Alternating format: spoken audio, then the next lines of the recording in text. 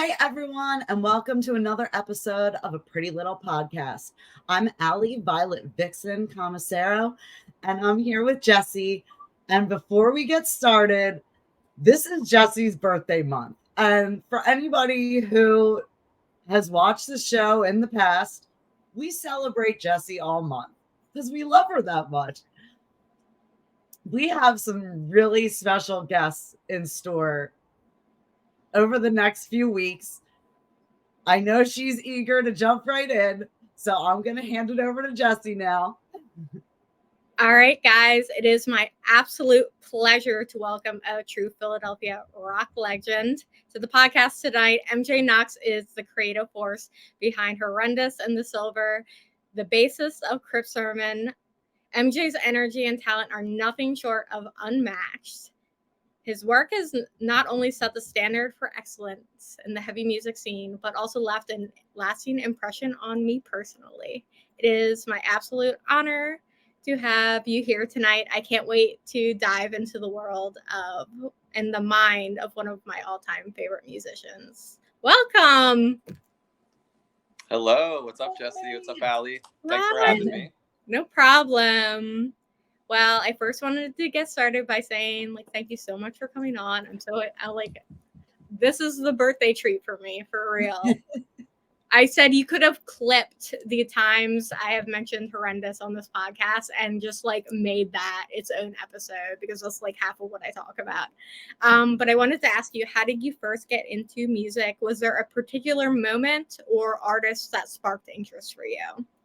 Oh my God. Funny enough, I think I want to say what really got me into music is a family friend came over my house, and I must have been, 8 years old or something. And he brought a guitar with him, and the minute I saw that and felt it, I just immediately wanted to play. And I want to say at the time, my older brother, who's also in The Silver and Horrendous, was just diving into Blink-182 and punk bands like that. So I think just having the guitar in the house, and of course the guy that came over was into some of that shit too. So he was playing some of it, and I distinctly remember them leaving the room at some point, and I was alone with the guitar for even 2 minutes maybe, and I just knew from that second forward that I had to do it. So I think that moment is really what solidified it, because I grew up in a fairly musical household. My mom was a slight rocker, I would say. I mean, she's not the heaviest of rockers out there, but she was into stuff like Led Zeppelin and some other rock bands of the era. So I grew up with a lot of stuff like that. But I think that's the moment, and it really was punk too, I think, that started everything. So you had the gravitational pull. You felt it. I love that, towards the guitar. What were some of your early influences? Are there any specific artists or albums you find yourself returning to for inspiration? Oh my God, for sure. So, which is also kind of a funny story. So when we started playing, I basically got a guitar probably a year after that, or maybe less. And I just remember immediately getting lessons and starting to play. And of course, because I wanted to be in a band immediately once I started playing, I basically just convinced my brother to get a bass. And our neighbor, who's actually currently my roommate, which is funny, I've known this guy forever, to get a drum set. So we were jamming and making up songs from when I was 10 years old, really. Well, I guess it was more 11. But that's all we did. I grew up in the middle of nowhere, so we just played baseball basically, and played punk. It was great times. But while we were in kind of the punk scene, and once I got deeper into guitar lessons, I remember going to this guy that was a huge Zakk Wylde fan, and kind of just Ozzy and metal stuff in general. Yeah. But he had a band that was very similar to Black Label Society. Okay. And to set the stage here, so I went to Catholic school my whole life up until college, basically. And I would come to lessons right after school when I was in 6th through 8th grade. So I would come in like my Catholic school uniform, and I'd go back to this guy who's like this biker looking heavy metal dude, and like do the lesson whenever. And for at least the first year, which was a lot of it was just like learning how to play, obviously, but I would keep bringing in like these punk songs, and we would learn them. So it was stuff like Kid Dynamite and like Rancid and stuff like that. And I distinctly remember at one point I brought another song in, and he was like, look, we can still learn stuff like this, or we can start learning stuff like this. And he played like a Zakk Wylde solo from No More Tears or something. And I just, from that moment particularly, I was like, all right, I need to start playing metal. Like that was fucking sick. So albums wise, that day, I want to say, he wrote down like 5 records for me to buy. And it was the ones I got first, which are still among my favorites, were Peace of Mind, which is still my favorite Iron Maiden album, probably because I heard it first. And Rust in Peace, Megadeth, which is like, to this day, probably my favorite metal record. So having those from such an early age, because I was 11, I think, they just became, I think they kind of were like my biggest influences at the time. And the minute I heard like the riffing on Rust in Peace, and particularly Marty's playing too, like all the leads on that record, I kind of just never looked back. Like that was it. You're like, time to shred. Yeah, no, exactly. I get it. Did my best to do so. Did your brother and you, did you guys like the same music growing up, or did you guys kind of? He, for sure, was more on the punk side for a long time. And I don't know if part of it was just because like that was his thing, and then when I started getting into metal, he was like, I'm not going to do what my younger brother was doing, even though like we were like best friends growing up, but there was still kind of like the miniature brother rivalry, I think, going on. So he was more into the punk world and was like slowly getting into metal over the years, where I was like letting some punk stuff go a little bit, which is funny to me now. Is like I still love punk, and like in a way, I kind of like went back to it after years of being strictly metal and being like, oh shit, this stuff's great. But we had kind of that like divergence going on just a little bit. But one of the funnier things I remember is when he used to drive me into high school, basically, because our school was like kind of far away. And for whatever reason, his rule was that metal could only be played Tuesday and Thursday in the morning. That was it. I got like 2 records a week basically to put on while we were going to school, which is hilarious. And then I don't know. I don't really remember when he got more into metal. I guess it must have been when he was like leaving high school and was off to college. And I think I just like wore him down after long enough. He was like finally into it. So. Is all those certain your days you're getting? You're like you're like selling them on it. Yeah, no, exactly. Yeah, you're like this shit rocks. So you play guitar, bass, and sing across your various projects. I know you said you got that initial guitar, but have you always been multi-instrumental, or like how did you start branching out? I think a lot of it was just being around stuff, honestly. Like I love playing drums. Like I wouldn't say I'm good at drums at all, but I mean I can keep a beat, which is fun. But I think just having access to it and playing so much growing up, and I just from playing guitar, like I knew enough about bass to play bass as well, but I don't even think I was like I would call myself a decent player of bass until pretty recently. This is like once I really joined Crypt Sermon full time, I was like I have to actually like fucking learn how to play this thing. I've been every time. What with bass with Crypt Sermon? Yeah. Well, I still very much play like a guitar player does.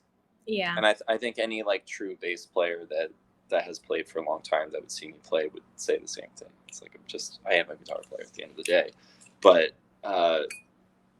it's funny with that instrument because I think almost any guitar player like thinks they can play bass well, and it never is that great. because a lot of the different, there's like this deceptive thing where because you know the notes and you know the scales and shit like that, like you think it just kind of straight up crosses over, but the style of playing and like I think the physical element of playing is so different to get it to sound authentic. So, and it took me a while because like I played in the past. I don't know if you knew this, but I was in Crypt Sermon for like a year or something in like 2015. Okay. Not long after the first record was out, but pretty long before the second one came out. So I started playing then, and like my playing was horrible then, for sure. It was not good. So this time around, especially when I knew it was going to be on the record and like recording with them, I really tried to work hard to make it sound like I could actually play bass and not just like play it like a guitar, you know, which I still ended up doing anyway. But next time I see you, you're going to be just like slapping. I would love that, honestly. Are there any instruments that you would like to in the future add or like learn to play? I've always wanted to be, well, there's a couple things I would love to play. I'd love to be able to play a horn. Like I can't play any brass or anything like that. Again, just because I think like the act of playing is so different. And same with like the more traditional stringed instruments like violin or something like that. Anytime I've picked it up, it sounds absolutely horrible when I try to play it. So it's mostly just because the bow is really particular, you know? And there's something funny about being someone who's been playing for so many years. I feel like it's almost more intimidating and like crushing when I can't make something sound good, because it's like I've been doing this forever. Like what is going on, you know? And it's funny. It like makes me not want to play it more, I think, sometimes. You're like, damn, I just got humbled. Yes. No, exactly. Yeah. But I think that's a good experience. And as like it's funny, this makes me think of like teaching high school too. I think there's something important about remembering what it's like to not be able to do the thing that you want to do well, you know? And like it's been a while since there's tons of shit that I can't play on guitar, but it's been a long time since I like couldn't make the sound that I wanted to make.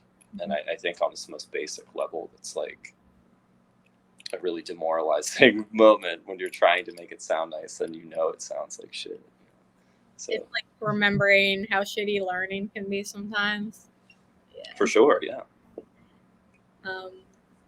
You've been involved in multiple bands across some different subgenres of metal. How do you balance your time creativity between all the bands? Like how do I have a pretty unhealthy life of running from one thing to the next. So I don't even know if it is balanced per se. The real question is, when do you sleep? Yeah, I don't. Yeah. I don't sleep nearly enough, which is not good. But which is funny. I was in Atlantic City this weekend for my brother's bachelor party, and like got home last night at 2:30 or something in the morning, maybe asleep by 3, and I was like up at 5:45 for work this morning. Like ridiculous. Strangely enough, I felt great though. It's like am I just at a point where like sleeping 3 hours is good for me? I don't know. Are you one of those people that can sleep like in a chair and everybody knows like this is close like your eyes for like 5 minutes to sleep? The mic. No, 100%. Yeah. 100%, because most of the time I'm just like, I think I've grown so accustomed to being tired all the time that I don't even know that I'm tired anymore. But then of course the minute I sit down, like I'm a huge movie watcher. Okay. But because of my schedule and how ridiculous everything is, it's like I never end up watching a movie in one sitting. It's like 4 sittings for one movie. And half the time I'll put it on like, I don't know, 11 or something on a night where I don't have band stuff going on. And I'm asleep in like 15 minutes usually. So what's the last movie that you got to catch? What kind of movies are we watching? Yeah, I need to know too. It depends. At this point in my life, I'm like either one end of the spectrum or the other in terms of like absolute horrible horror movies or like the most difficult, challenging like art house stuff, and like nothing in between. It's like I just can't do anything in between anymore. So, which is not entirely true. I think I just don't seek out those extremes, I think, if I'm going to watch something. I get it. I watch a lot of awful horror movies. I watched Witchfinder General because I was like, I need to see why everybody has written a song about this movie. The Vincent Price one? Yes. Yeah. Yes. I was like, I need to know why everybody has written a song about this. And I was what did you think of it? What did I think of it? I think that Vincent Price is so good at being evil. He is, yeah. I was like, oh, immaculate, so good at it. Like, also I was like, the blood is really red. It's that syrupy, ketchupy blood, and I was like all about that. I was like, oh yeah, I love a comically bad but like good for its time blood. It was like, I thought it was really bloody for the time period that it was made, and I was like, yeah, I get it. If I was like saw this like what it was like the early 60s, I think it was, and I would have been like, yeah, whatever, like I'm all about it. Like it would have left an impression of me. I could have written a song about it, absolutely. So it was good. I watched the whole thing in one sitting, so I have no complaints. The mark of something good. For some reason I remember not liking it as much as that was a period of time where I was watching a bunch of Vincent Price movies, and it was lower on my list. I've always been partial to The Pit and the Pendulum. I don't know why. Okay. Because most people like The Black Cat better. Yeah. The Black Cat's great, but something about The Pit and the Pendulum I just fucking love. I love that. And I love, I love people who love movies. I love movie watchers. So we're definitely on the same page with that. All about that. Do you get any inspiration from any of the movies you're watching for lyrically? Definitely. I feel like anything I'm reading or watching, whenever it's like time to start writing lyrics again, always finds its way in. Especially just because most of what I'm seeking out in terms of reading or watching at this point, unless it's none of the bands I'm in really do like horror lyrics anymore. So at this point, it's like a Tarkovsky movie or something is going to be the inspiration your for Friday lyrics night. or something. Your Friday night horror pizza nights? Oh, I do. Okay, first of all, it's called Pizza Thrash Nights. I get a large pizza with black olives on it, and I listen to Pizza Thrash. Okay. And it's Pizza Thrash Night, and I watch really bad movies. But yes, that is Pizza Thrash Night. It is an ongoing tradition with me. I'm like, it's Pizza Thrash Night. I get my pizza at my Pizza Thrash. It has a place. Well, wait, is that when you watched Witchfinder General? Was that a Pizza Thrash Night? That was a regular night. Okay, this was regular. Thrash Night is just like the Oily Maniac or like something. Okay, it's got to be like lower. It's got to be it's got to be in the D tier. Yeah. No, that makes sense. Yes, it's got to be like something like that. Municipal Waste will always have a place in my heart here. So that's all I got to say about that. Hey, this is speaking of Pizza Thrash, I don't know why I'm thinking of this. Wasn't there some Philly band called like Pizza Face? Oh yeah, a long time ago. Yeah, I'm pretty sure. Yeah, that kind of rings a bell. I don't even think I was like here when that was happening, and I've been here. This is like my 11th year living here, so I think, or if it was happening when I was here, it was like the very beginning of when I was here. So it's old. It's old. But I might be making this up, but there could be intel that there's a cameo or two from Crypt Sermon members in one of their music videos or something. There's some story there. I don't quite remember. Ooh, I love a good story. Regarding like writing, do you feel like your songwriting and your like differs between bands? Like how does that differ? How does that process It does, for sure.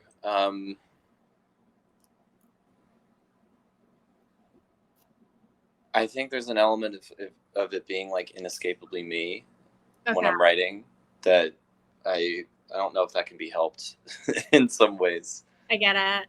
But I definitely think looking at like Horrendous and the Silver, for example,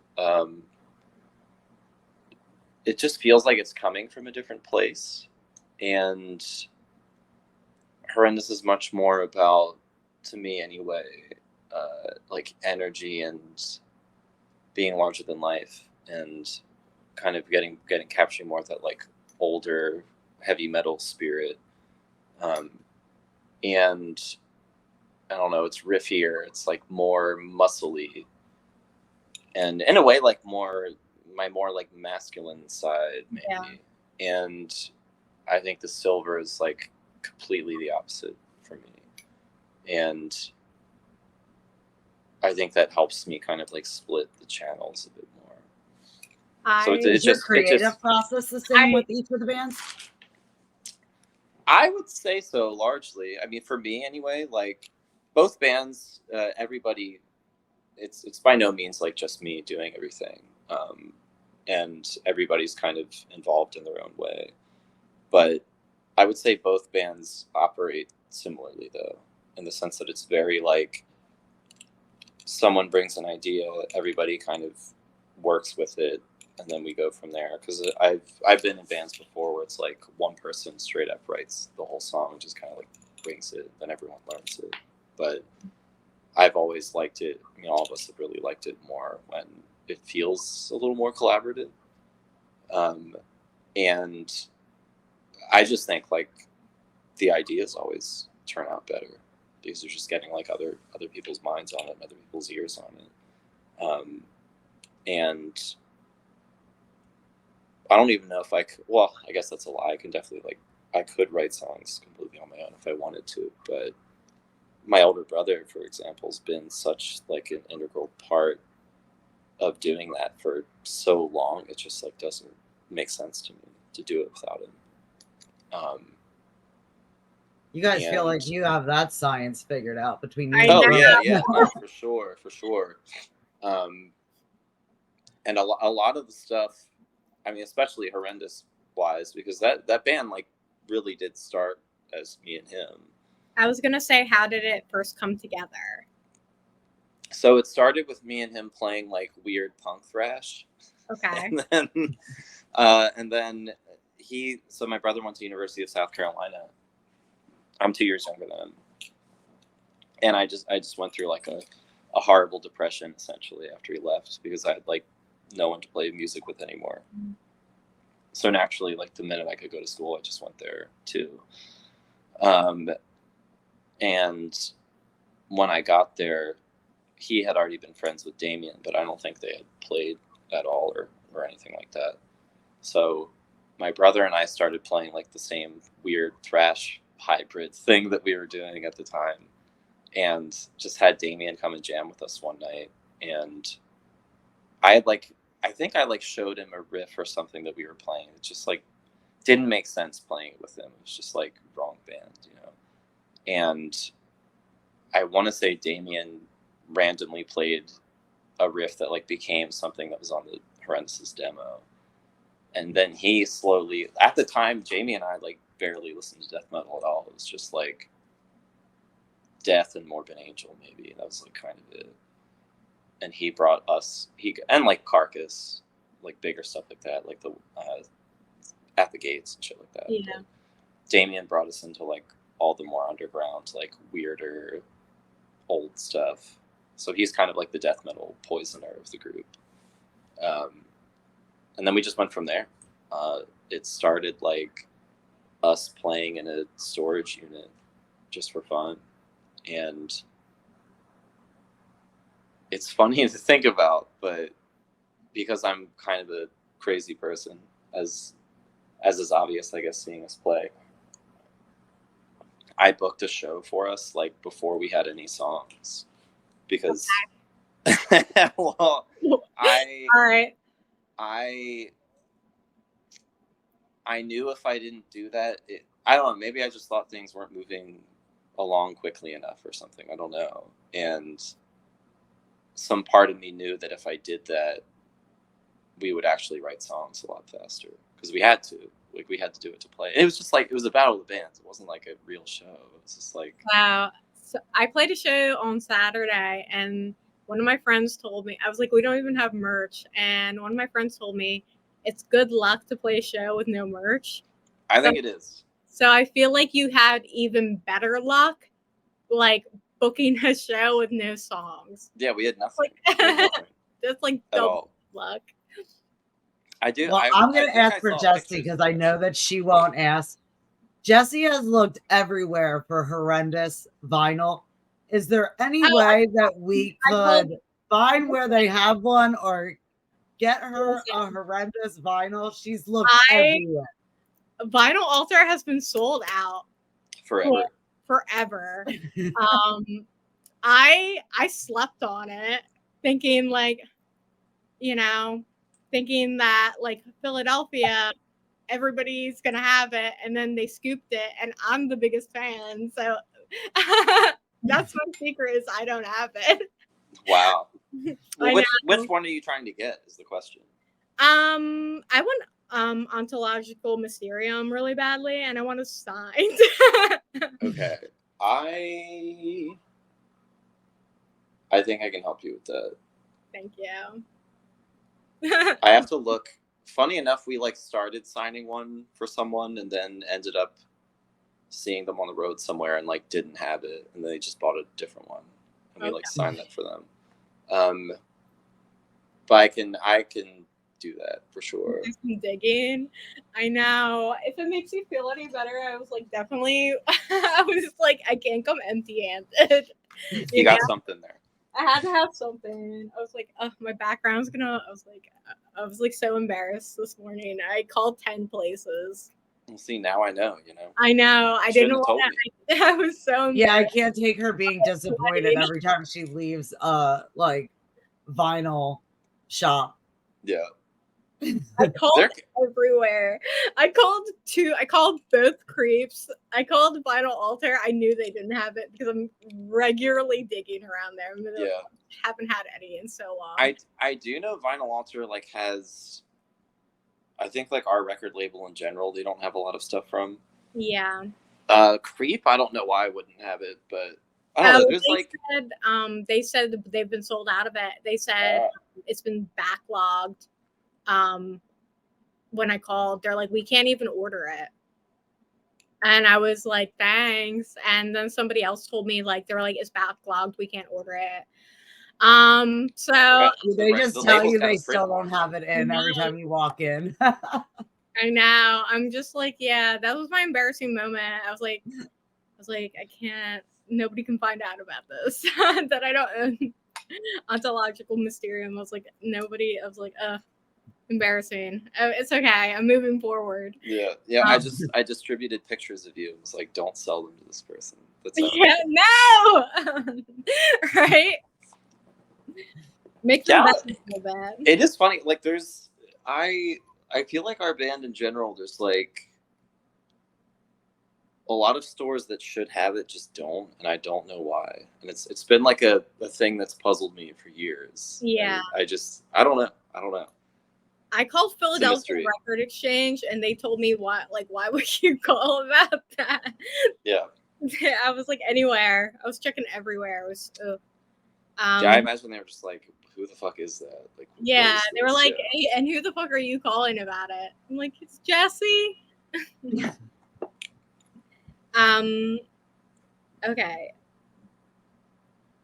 Since The Chills, every Horrendous album pushes the boundaries of death metal while incorporating progressive and technical elements.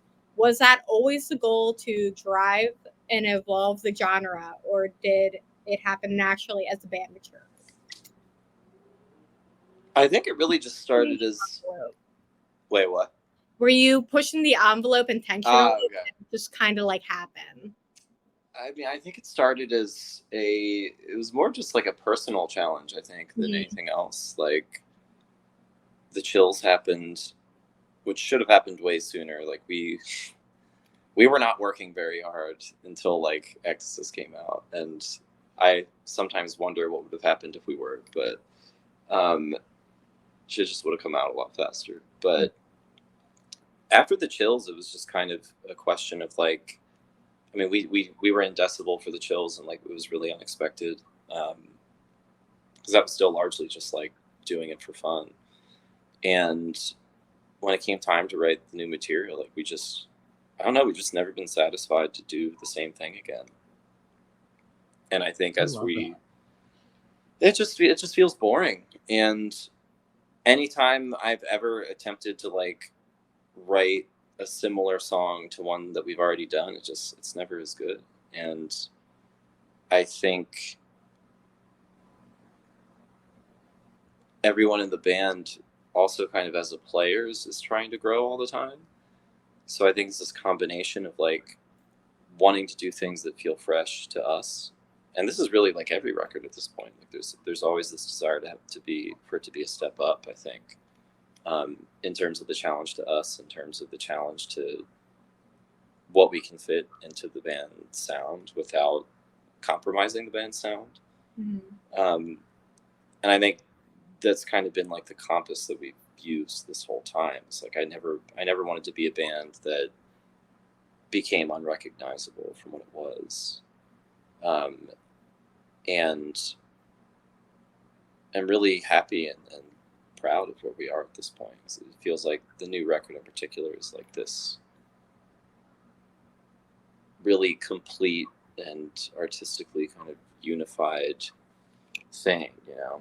Perfect album. And thank you. It feels that way though, you know, and I love everything we've done. I love everything I've done, like period musically, but that one just does feel special. It feels like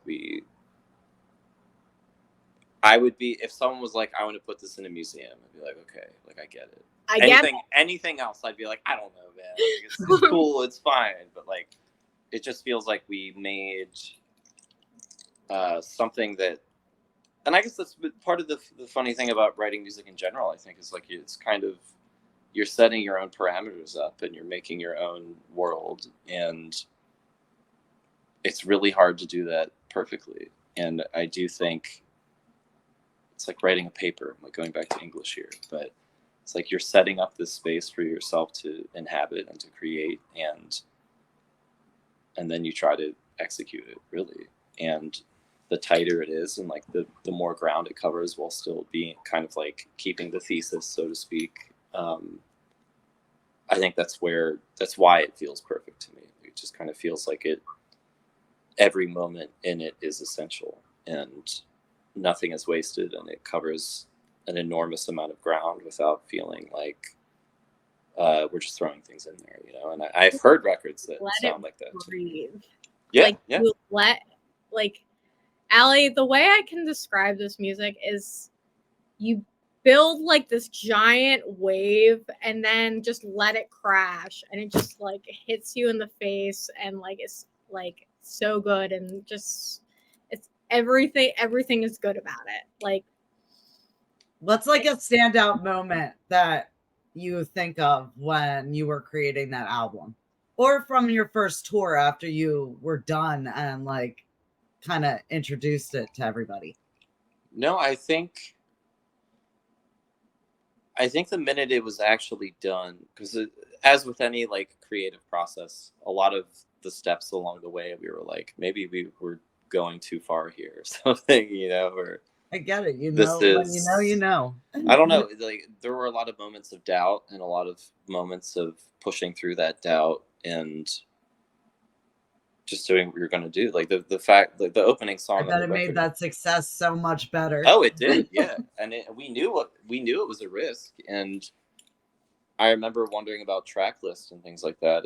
And thinking about the opening song, not like the intro song, but the like 8-minute one. And knowing it was a gamble, like people might fucking turn this off in 2 minutes just because it's too much. And it felt like high risk, high reward where people heard it and it reached them. And I think so much of the strangeness of being a musician at this point which I only have recently like really considered myself that, I think, which is also funny. But is there's just so much out there all the time, and so much is coming out that it's hard to make any, or it feels anyway, like it's hard to make any type of impact or like splash, and it's hard to have a voice. I think it's really hard to find a voice. And thinking about it, I think that's another thing that's always been important to me anyways as a writer, is like doing my best to have, and I don't think we have like a completely unique voice, like that's preposterous, but I do think that our voice is distinct. It's distinctive. And I do think there's, and I don't want to talk shit on anyone, but I do think there's a lot of bands out there that, like, if you swapped out the singer or changed the production a tiny bit, like, you wouldn't fucking know who it is. You'd have no idea. And I think when one of our songs comes on, you know it's us. Like, you know it's us immediately. Every aspect of it. And I think that's a point of pride for us too, that we have kind of become so much our own thing. I think you guys make really powerful music. You guys just love that that's important to them also. Like that's something that a lot of bands and a lot of artists forget. Like, that's cool that that's something that means something to you. Yeah, for sure. And I this came to my mind too, but I think, Jesse, you were talking about like waves of music and like waves of emotion, and I think we do approach songwriting differently than most people do as well. And I think a lot of bands are kind of writing either like completely linearly, and it's just like riff after riff after riff, and it doesn't really build up to anything, or it's like really stock kind of, even though it's death metal, it's still like kind of verse chorusy. It's like verse chorus, new riff, solo, you know, and we've just never done it that way. And which I partly think is because all of my favorite bands are the bands that don't do that. Like Megadeth doesn't fucking do that, unless you're listening to the Countdown Forward, where they were like trying to be more of a pop band. It's like songs kind of organically flow and grow where they're supposed to. And I actually think very few metal bands ever did that. It's like them, like Merciful Fate, I think does that. Same with like King Diamond, obviously. The King can sing. Yes. And I think we've always adopted that thought process too, that it's like we never really know. It's kind of like letting the song dictate where it's going, instead of sitting down and being like, okay, here's the main riff, and it's going to go into this, and then it's going to go back into this. You know, like I think that's what makes like songwriting, the way you approach it, and the way like Merciful Fate like approached it.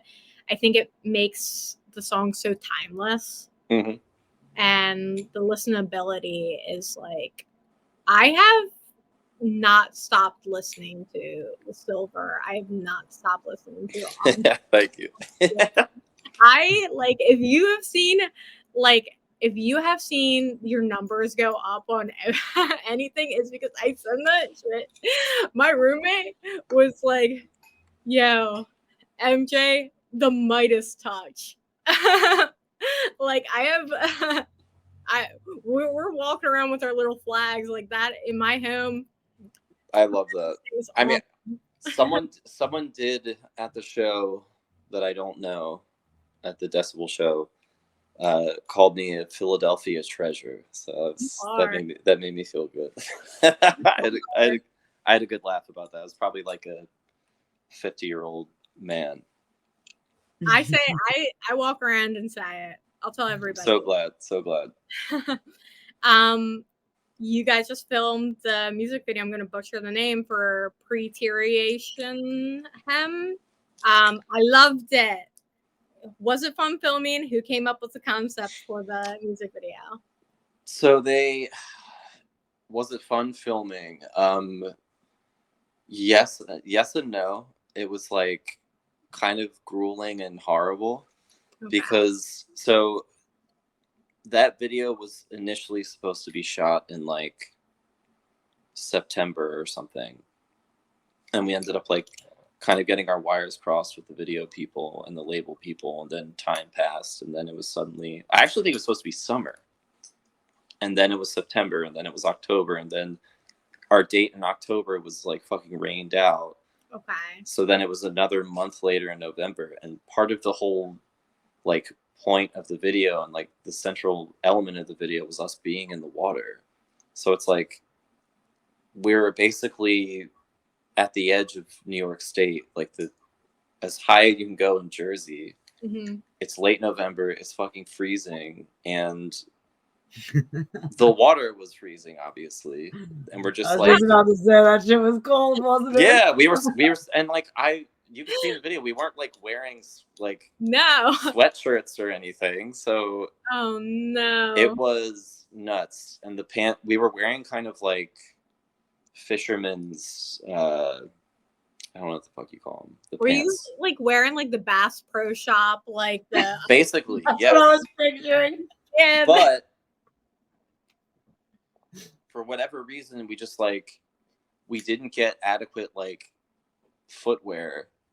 So You every didn't get the pretty boots much that go all the way up? no, pretty much we had these kind of like water shoes, but pretty much every person's pants had a tear in them at some point. So like they're just filling up with water. They're absolutely, we're all like frozen. no.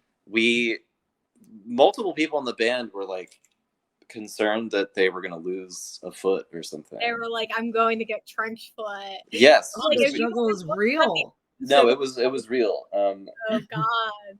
You might as well have And- gone naked and afraid at that point. I know, basically.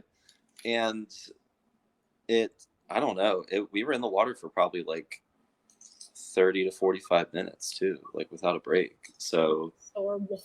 but Did it you ended up, get I mean, it behind ended the up working scenes out. footage? There has to be. I'm sure he has like reels of Yeah. absolutely absurd Just things. like I want to see it. That's what I want to say.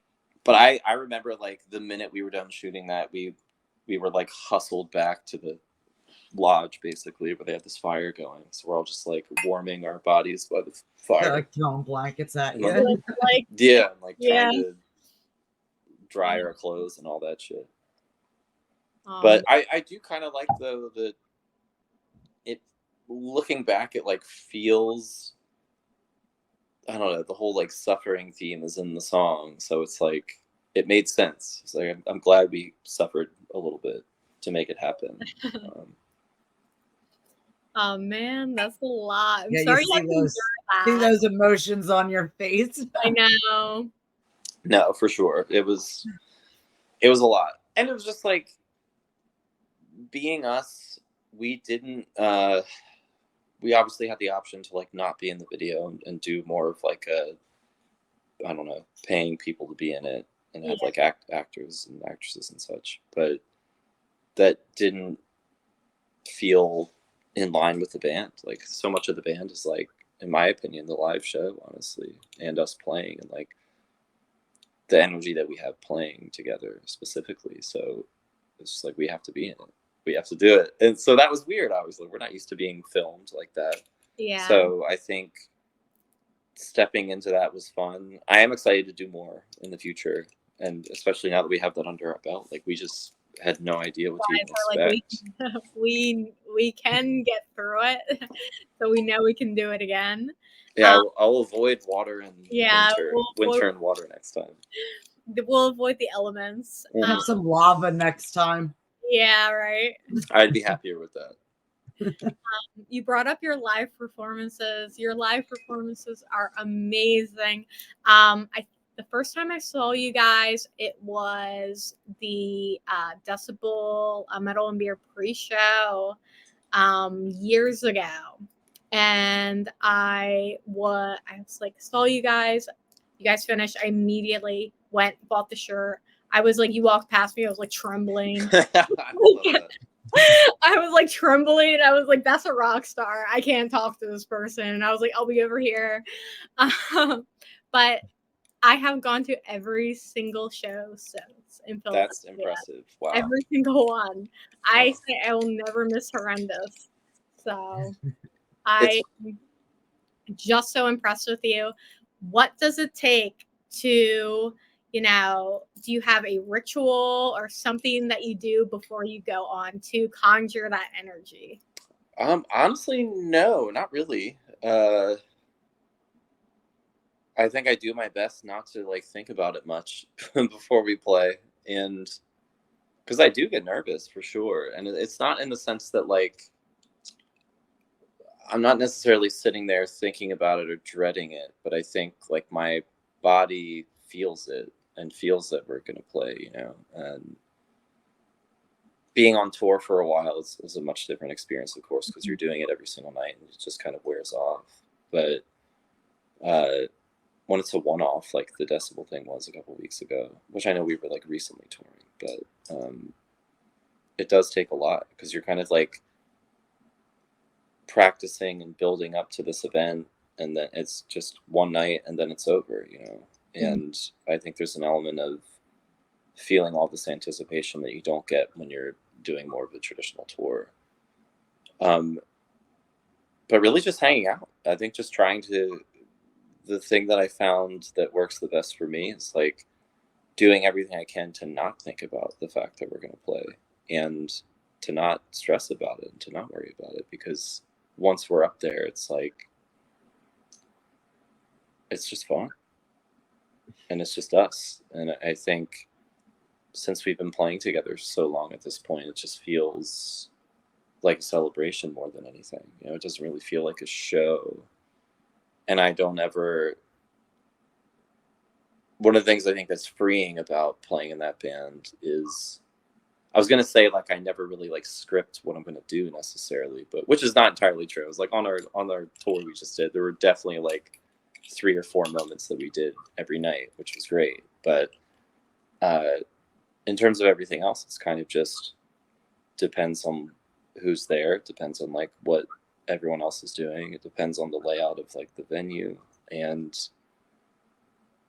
when I'm in the moment like that, it's just, I don't know. I like doing ridiculous things, I guess. I do like putting on a show, I think. What's your favorite song to play right now live? Oh man.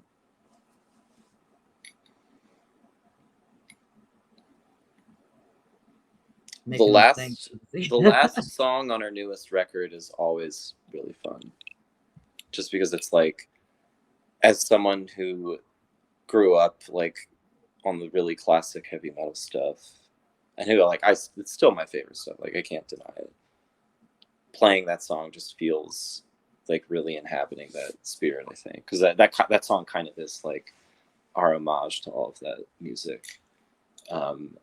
And it's just heavy. It's just fun to play, and it's relatively simple, other than like one riff or two in the song. So Jesse's raving about it in her mind. I can see it. Go ahead, Jesse. How did you feel when you heard it? I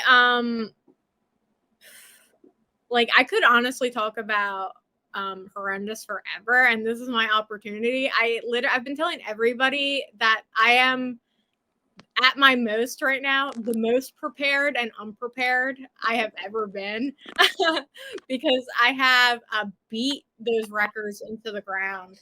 I think that just the entire last album specifically is a masterpiece. And I just think that like right now, like it's like one of those things that I talk about and I get hot.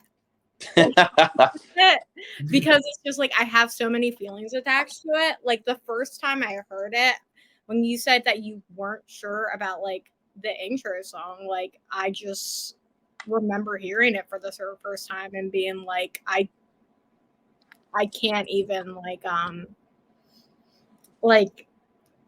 I can't even comprehend what I just heard, because I love Horrendous, and then this album came out and I didn't think I could love a band more, and then this album came out, and it was perfect, and it was the way the tracks were ordered specifically. It was like the first track it's so heavy and emotional, and then you take this like and just the lyrics, like when I reach out for you, like it's just like so good. Thank you. Like I'm sweating here, and just like everything is so good about it, and I have no qualms. Like I talk to everybody about these albums, and like I said, I'm like hot talking about it. Yeah, I don't know if you heard earlier, but we could literally put together like clips from shows of Jesse just talking about your bands. Most of the time, we interview people, like I'll be like, it'll be like, "Hi, I'm in Cloak," or like, "Hi, I'm in like, in there. like, hi, I'm in Ghost Bath. Hi, I'm in Cloak." I'm like, "That's cool. I like Horrendous," and I'm like, I'm bad. I'm sure they love that. They love that. They keep now. So, but so good. I did want to congratulate you on your 10-year anniversary for Ecdysis. And that is available. Limited pressings are available via Dark Descent Records. It's a phenomenal album too. And I just want to say it was amazing seeing it performed live in its entirety at the Decibel show. That was amazing. One of my favorite parts is when you guys busted out the acoustics to play the Vermilion. I was like semi-horrible. I know. I knew you were going to say that. But I was excited because I didn't think I saw like played in its full entirety. I was like, I don't know. They're probably not gonna like bust out like acoustics and play. I was like, oh, they cooked on that. No, we had to. I know. The funny thing about that is like the way that band works. We don't play. Like we never play because of where everyone lives. So it's basically 2 practice sessions, and that's all we get. And it's like, all right, I hope this goes well. So the first one, naturally, we're like figuring everything out, and there wasn't even time to worry about that. Mm-hmm. And I had this like big scheme of doing the acoustic thing, and the whole first practice was all like, I don't know, I don't think we're gonna be able to do it, blah blah blah. And we kind of just went for it on the second one, and even then we like didn't have the right equipment yet. Yeah. Like we didn't really have everything that we needed to do it. So we kind of practiced it. And the day of the show, we like weren't supposed to get a sound check at all. And I guess we didn't. We had a line check, but we begged them to let us do like 10 minutes of just checking the guitars, which is funny that it like still was kind of botched. But I guess what I'm saying is, even at the show, we weren't sure it was going to happen. It was like up until that moment. And then Damien's guitar was like kind of fucked up too. And we just decided to go for it anyway. So, you know what, fuck it. Like, the acoustics are here. I'm not like not doing it. I want to do it. I don't care if it goes a little bit poorly. And I think the spectacle of doing it is cool either way. So we're so glad that you did, because look how much happiness you bring to Jessica. Even when she wears a Horrendous shirt, like she's smiling, she's in a good mood. Like I was like, I can't wear it, and because then I'm gonna be seeing like, I might as well have like if I wear the Horrendous shirt, I might as well have like a banner and like do the whole thing, like I mean, you can get a banner. I should get a banner for the wall. I should. But I could have just done the whole thing, like biggest fan, like have confetti go off in the background. Oh man!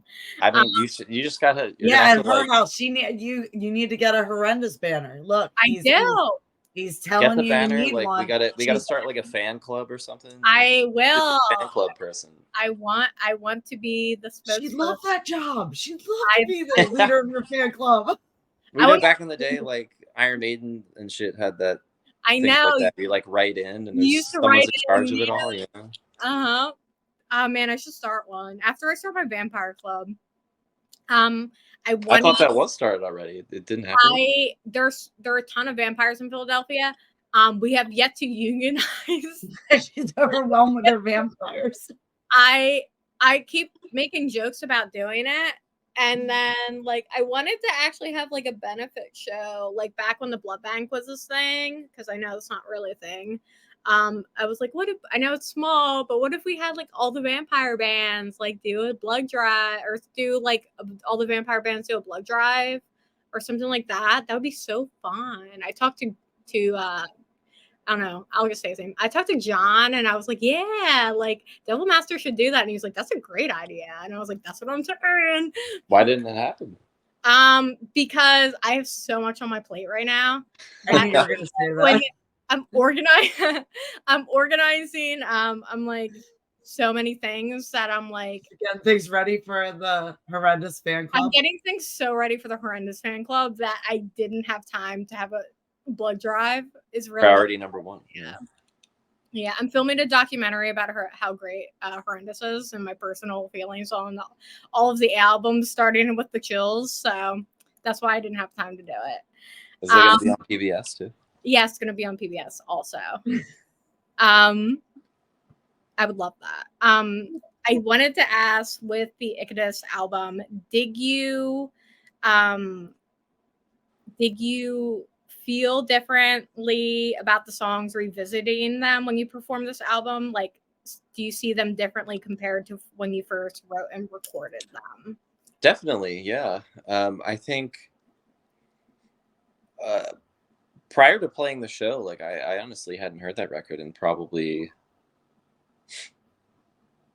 6 years or so, 6 or 7 years. And historically, like when we're doing a regular tour and not doing like a full record or something, like we almost always play at least a song or two from it. But for many years, that's all it really was. It was like the same 2 or 3 songs that were like swapped in and out. Mm-hmm. So it was really nice to, in a strange way, a lot of the celebration was actually like all the practice leading up to it. It was like reacquainting ourselves with what we had made, because I guess another like funny thing about playing music is a lot of the songs that we've made before, like I couldn't just pick up and play immediately. It's like I have to like relearn them too, you know? Yeah. And I think sometimes people don't remember that. It's like we couldn't just get on stage and like play any fucking song that we have. We could try, and it would probably go pretty horribly.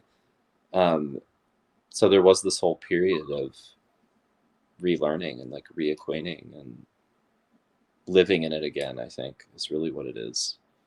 And that was special. And again, that was like part of why it was special was us celebrating it again. And a lot of the celebration was the practice, like us playing through the set 7 or 8 times before the actual gig was special too, I think. Because we have come a long way since that record. But I do think I had this mindset, because it was like a long time ago, that the songs weren't as good or something. And while I do think our new stuff is like better for sure, I think I was surprised by how many like echoes of the new material is in there, and the seeds of the new material is in there. And I think, if anything, that was one of the biggest shocks, was feeling that the spirit was there, and we were kind of, that's where we were at the time. And I see kind of a direct line from that to what we did on the newest album. Like, in a way that, it's funny that the first show you saw was the Chills show. The Decibel Pre-Fest thing was like also a 10-year kind of anniversary of the Chills, but we were like, not the 10-year anniversary, sure. I love that. I'm proud of that record too. And like, I was really young when we were making that one. But like, I don't think I would ever really want to play it front to back. Like, it's just, I don't think it's like the furthest away from who we are at this point, you know? Yeah. And I think that was part of the biggest joy of playing Ecdysis again. It was like, it didn't feel that far away. And I think I was expecting it to. I was expecting to like kind of hate some of it. And it was just wonderful. It was great. I love that. When for that Decibel show, you had to play 2 sets that night because Crypt Sermon played and then Horrendous played. Was there any anxiety or dread having to play 2 sets that night? I was more of just worried about like getting tired, but I didn't like at all actually. And I think one of the nice things about it is when you're in a festival setting like that, Mm-hmm. and again, it's like not attached to a tour; it's just kind of on its own. I always have the experience of like kind of like what I was saying earlier, like you're front loading all this practice and all this time to do this thing, and then it happens and it's all over.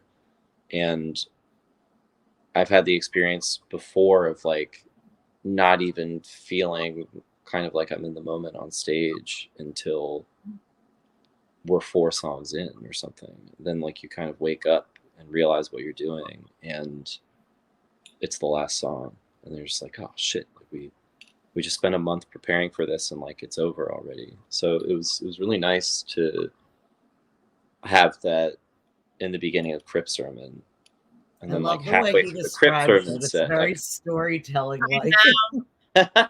Like everything, like speaking of like storytelling, like this is a story. Like this right here to me is a story. Like it is quite literally it.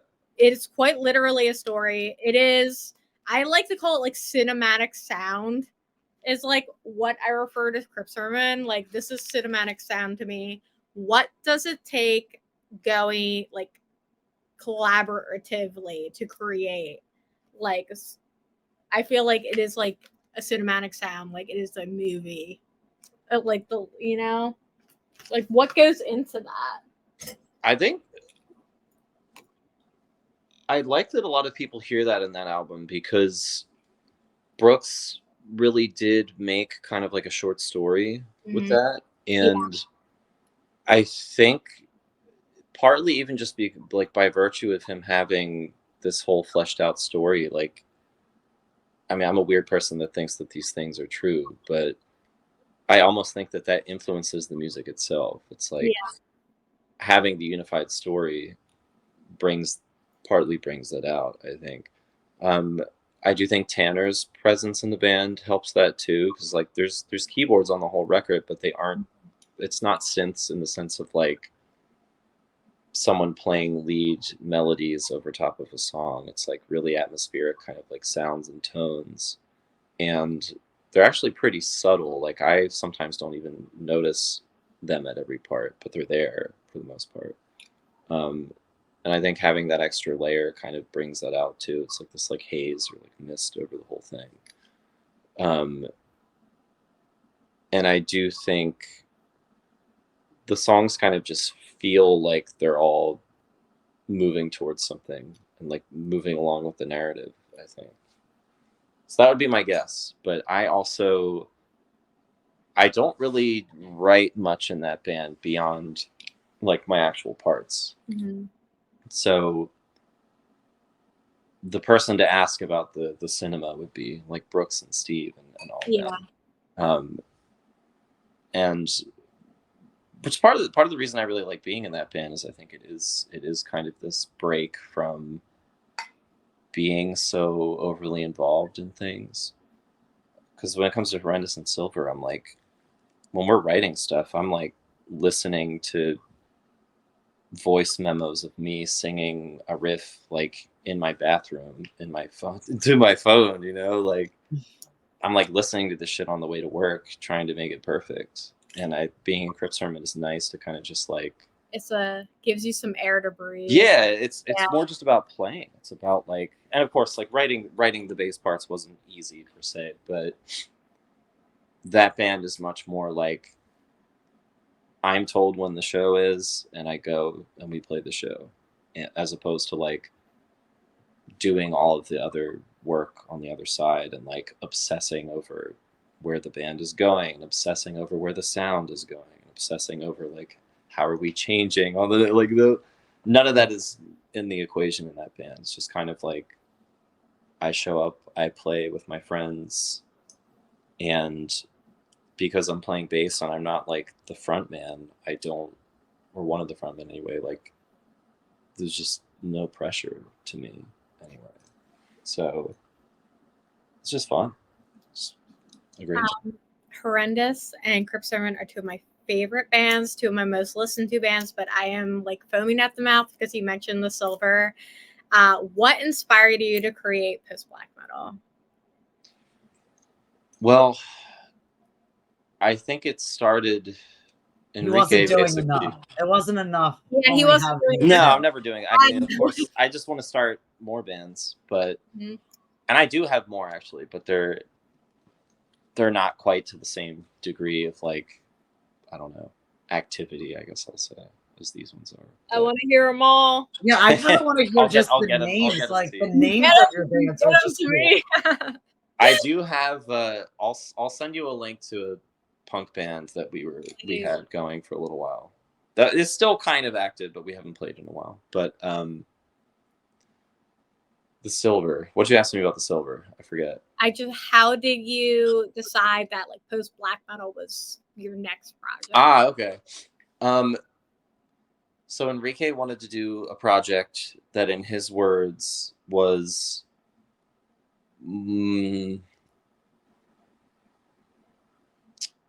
not hiding behind any type of like metal facade, I guess is the best way to put it.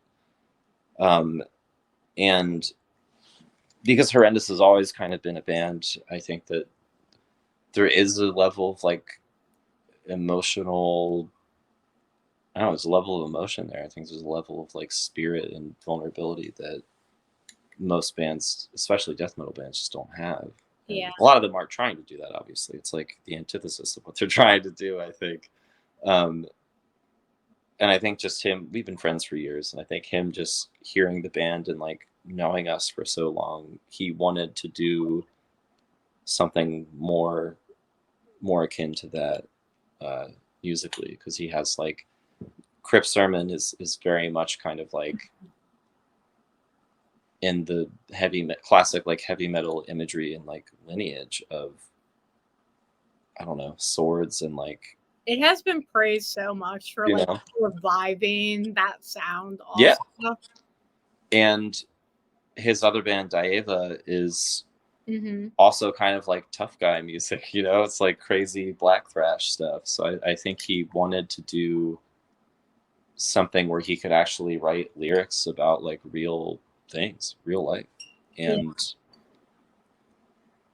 approached me about making that happen. And since none of us at the time really had any type of like black metal adjacent thing happening, it just made sense to try it. And he would actually argue pretty forcefully about the band not being a black metal band because of the lyrical content specifically, since it's we like can get together and all argue. Yeah, I would love to see that. But he's very much a black metal purist, and for him it's like, if the lyrical content is not occult, I guess, or like satanic or any of that, then he doesn't really consider it black metal, which I get. And I don't think the silver is interesting because it kind of started with that. That kind of was the origin. It's like black metal foundation, but trying not to make it a black metal band, which I know sounds ridiculous. I understand. That was kind of like the point. That's why we put the post in there. You know, I was like, I heard the silver. I was just like, oh man, this is gonna be a burn. I was like, I put Through the Death Heaven like I was like, went like that to the shelf. I was like, move over. I love that. I was like, it's that meme where it's like, I'm done playing with you. Yeah, damn. Yeah, Don't tell them that. We won't tell Death Heaven that. No, they don't need to know. But yeah, I'm excited for you to hear the new one. I'm excited for, I guess, everybody to hear the new one. But it has been the only thing I've been listening to. You're gonna have to send it to her because she's gonna be running your fan club. So I know, you got to get the sneak peek. I know. He takes payment in new songs. This isn't the only thing I've been listening to. I've been mid-conversation with people, like just talking, like, oh, how's your day? I'm like, the silver's so good. And they're like, what are you talking about? No, they know because I've sent it to every single person that I talk to. Yeah. Well, now I hope that you like the new one then. I will be like, yeah, I am anticipating. It's very much. I can tell you it's a lot bigger than the last one was, just in terms of like scope and sheer amount of things happening, I think. And it's like at the same time it's like more pop, but also, I mean, I just sing more on it, really. Like my voice is on it more, but also like way more challenging in a way than the first record too. It's really, I've been having a hard time even understanding it myself, which I'm both delighted and terrified by, because it's, especially like, I don't know, having worked for so many years with Horrendous, and like the record that just came out feeling so perfect and feeling so like in control of where it was going, which is actually not true. Like we were terrified making it too. And I think our process in general is like, we don't really control the music. And I know a lot of people that write songs and they're like so completely regimented or something in how they're approaching it, and like coming at it from a really top down kind of godlike, I don't know, perspective on it. Like this is how it's going to go and this is where it's going to go. And I think we've always kind of like surrendered to it, which is why I think the music sounds the way it does, because it's like an act of surrendering to the inspiration. I think you had it right with the, when you said earlier that like nobody really sounds like you. Like you guys have like a distinct sound. Everything you guys do sounds distinctly its own being. I think that the Silver, I think Water Roses has such a compelling amount of emotional depth. And I think that is something that you listen to, and like you just, it has like lingering feelings after you listen to those songs, at least for me. Yeah. I'm glad it does that. And I mean, I think that was, you're asking kind of like what was part of the inspiration for that band. Like I do want that music to be a little more accessible maybe to people, and not in the sense that it's like dumbed down or that it's easier to listen to necessarily, but the appeal, I guess, I don't know, like the emotional connection, I want to be really strong.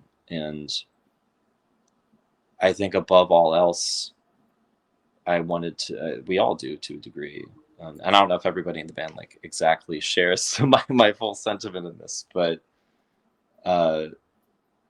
playing metal is kind of hard sometimes because it's music that in some ways naturally like shuts people off from it. And I think the older I get, the more I don't want to turn people away from anything.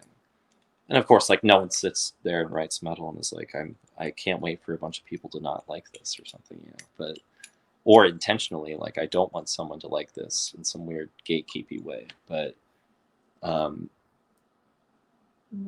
know. I want it to reach as many people as possible, and I want everybody who hears it to feel like they have a door open to them with it. And I think that's part of the philosophy of the band. I love it so much. One of my favorite moments of the new Horrendous album is in the Christopia, where you're like, you'll flow out blinding, and you're like, oh, you like that? Here's the Silver. And it is like your favorite part of the album, but on every song. Yeah. And I was like, I'm like, this is Christmas to me. This is better than Christmas. This is the best, like, so good. Like, well, now we just have to hope I didn't take it too far on the new record. But I don't think you could have taken it too far.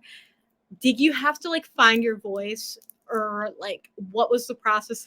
Like, did you have to learn how to do cleans after doing, harsh vocals for so long? Like, what was the process of that? Well, the interesting thing about me is I was like, and I don't know how believable this is at this point in my life, but I feel like everybody forgets this, but I was like obscenely quiet growing up. Like couldn't talk to anybody. And I think that's like the genesis of me playing heavy music in general. It's like playing something loud and like listening to something loud that would make me not feel quiet, I think. And part of my singing, that's why I play in general. I think it's even why I started teaching in a weird way, because it's like there's this whole performance aspect of it. It's like forcing myself to not be quiet, which is, it's a whole other thing to unpack, I think. Thinking of like the demonization of being a quiet person or something. But now, do you kind of learn things through, you said that you're teaching? Mm-hmm. Like, do you learn new things through your students? Oh, for sure. Yeah. I think the exchange of just like the emotional exchange, I think alone is like an incredible learning experience. But it's also one of those things, I think, the older, and maybe I'm just getting old or something, but everything feels pretty connected. It's like the better I become at being a performer on stage, like I feel like the better I am teaching too, because it is a performance. I think what you said about like performance and like that breaking, like you being a shy kid and that having to force you to break out of that is one, it goes back to the molting, the Ecdysis album, like that kind of like molting. But I also experienced that because I went through chemotherapy twice, and that I was such a quiet kid going through that. And what kind of got me like through all of that was figuring out who I wanted to be, and I wanted to be somebody that could go out and talk to people and meet people and do performances and interview people. So I feel like that story that you have is so relatable, and I think it's so awesome that you tell it, because it's just really relatable. And well, that's it. I mean, that's exact. I realized I didn't even like answer your question. That's exactly why like I got into singing, I think, because it's like it felt like the most naked form of music performance, because it's like, and I've had this experience before, like I can get up and play metal any day of the week, but like if you give me an acoustic guitar and like tell me to play and sing something, it's like I'm terrified, because there's this nakedness of singing, I think. But I think it's what drew me to it. Like I wanted to, again, it's like you said, it's like, who do I want to be? And I think it's another lesson I've learned of growing older. It's like, I think people have this belief that like you already are something, and then you just lean into it or something. It's like, oh, well, I've had that the whole time. It's like, no, I think sometimes you have to make it. You have to make it happen, and then once you've thoroughly convinced yourself that you are that, then you become it. Yeah. Even down to like how you dress. And I think there's people out there that are like, well, that's not my style. Well, why? It's only not your style because you don't fucking wear it. Yeah. And if you start wearing it every day, then it is. And it's going to not be you for a little while, but then enough time passes and no one fucking remembers anyway. And then you're just that. And I think so many people in my circle, we just kind of came to this like awakening one day. It was like, you know what, if I want to be a rocker, like I'm going to dress like one. I'm going to fucking do it. And those things have a huge power.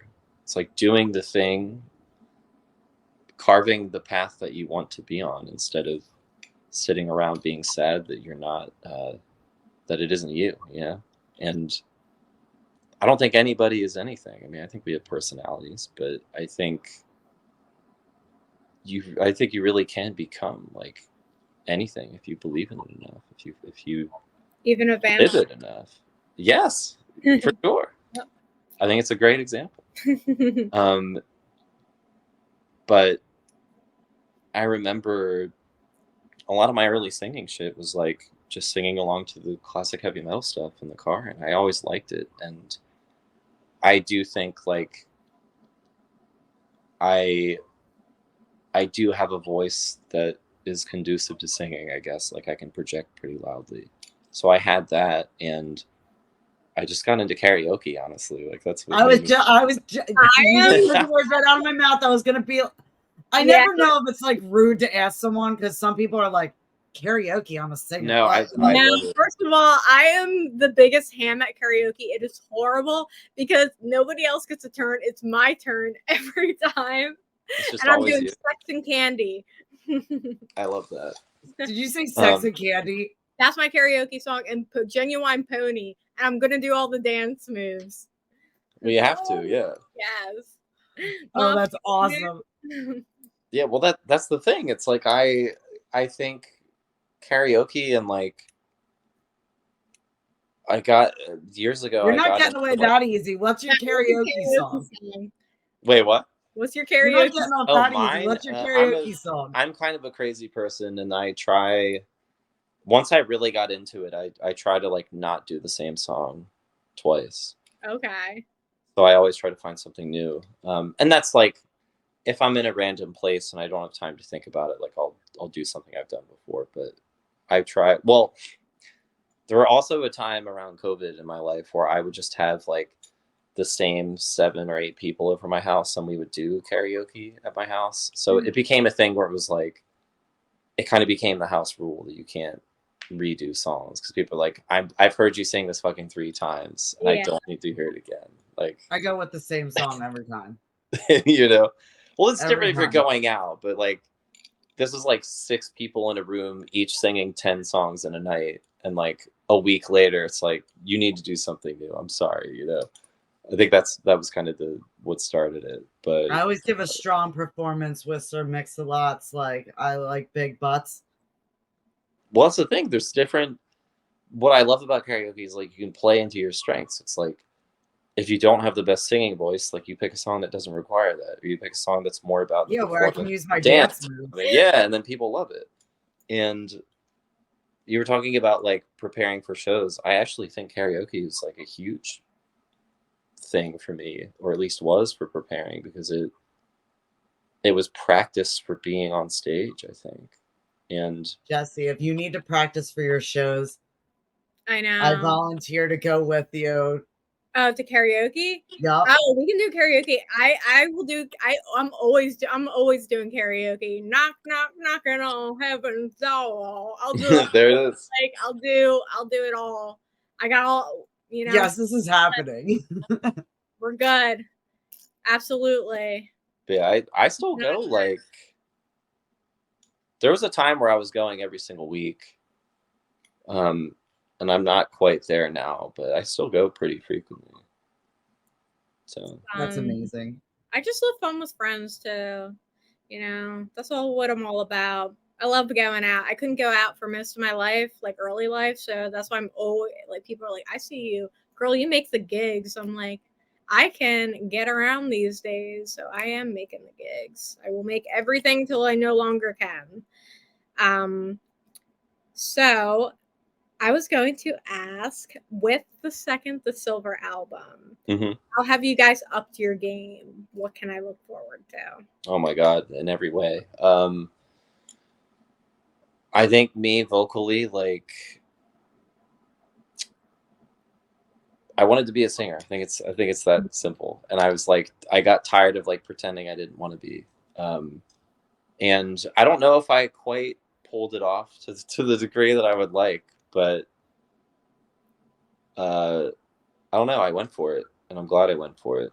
And on the new record, like, there's just a lot more vocal parts for me. There's a lot more like layering of vocals. The first record's very much like one voice for me. and that's it. And then it kind of goes away. Whereas the new record, I was trying like, there's like 3-part harmonies and stuff with the vocals. Whether I successfully pulled it off or not, well, it remains to be seen. I don't know, but I think that aspect is much more present, and beyond just like wanting to do it that way. I think also just musically, because the first record was already out, like we kind of knew the first record was very much an experiment, and going into the second one with that under our belt, it was like an awareness of what we can do, and just like Horrendous, like what do we want to do? How can we push that forward? And I think one of the biggest differences is like writing the songs, I actually had my voice in mind. Whereas the first album, we wrote the songs and I like kind of knew parts that I might sing over, but that came last. It was like we recorded the songs, Nick did his screaming parts, we figured all that out, and like everything was done. And then I was like, oh, okay, I'll like fill in some vocals here and there. Whereas this record, like there were songs that were made for my voice this time around, which just like didn't happen the first time around. So, and I think that's what I mean when I say there are elements of it being a pop record, and it's like, obviously it's not a fucking pop record, but I think what I mean to say with that is like there are songs that were written specifically with my voice in mind as kind of like the anchor of the song, which just wasn't just not what we were doing on the other one. So there's that. I think in terms of ground covered, in terms of like the expansiveness of the sound and what's in there, is also just no contest in terms of what we fit in there. Because I love the first record. I think it's great. I think the first record is largely like a pretty uniform sound, which is good. And I think this record is one of the complexities of it is there's just so much there. And even me is like who's intimately involved in making it. Like it's hard to take it all in sometimes, I think, because so many of the songs are so different and so layered and so expansive, really. And part of that too is having like on the first record it was just me on guitar, and on this new one Alex from Horrendous, who's the bass player in Horrendous, who's actually, which very few people know this. Wait, what'd you say? He's phenomenal. It's just somebody that you can't take your eyes off of, like when they're playing. Just such a good bass player. Well, the funny thing is that guitar is actually their main instrument, not bass. No way! You can believe that, yeah. I can't. I really can't. Yeah. Like Alex is one of the best. I mean, in a way, I think Alex is like top 5 best bass players in metal, like anyway.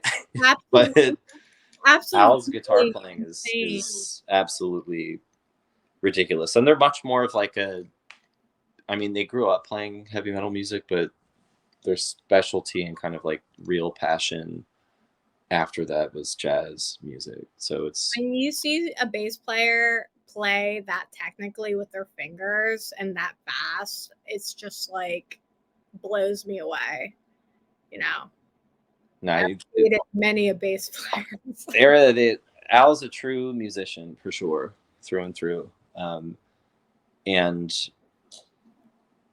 is like officially in the band as the second guitar player. So wow, their playing is just like all over the record, which just adds a whole other level of complexity to everything too. I can't imagine how good that sounds. It's wild. It's pretty crazy. I'm excited. With how much you tour, like, do you guys have so much fun like when you're out on the road? Oh my god, yes. Like I can really see you guys being like a lot of fun, especially since you guys have been friends and you're with your brother. Like, I mean, do you guys prank each other and like? Of course, the whole time. It's just like,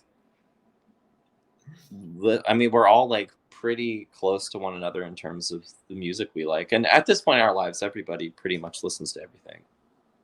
And we like hearing new stuff.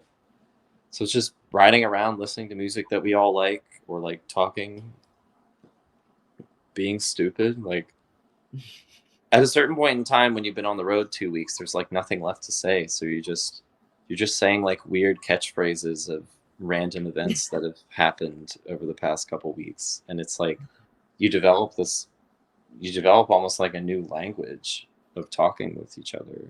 I just read something that said, like, you can tell like people are incredibly close because they start to create their own language around it. It's like something that like I was like read a study that was like you can like the closest you can get to other people is when you start developing your own language with them. I was like, and we've had that for years at this point, which is funny. It's like a very particular way of inflection, like when we talk. Yeah. For some reason, I think Damien started this like 15 years ago. I don't even know why.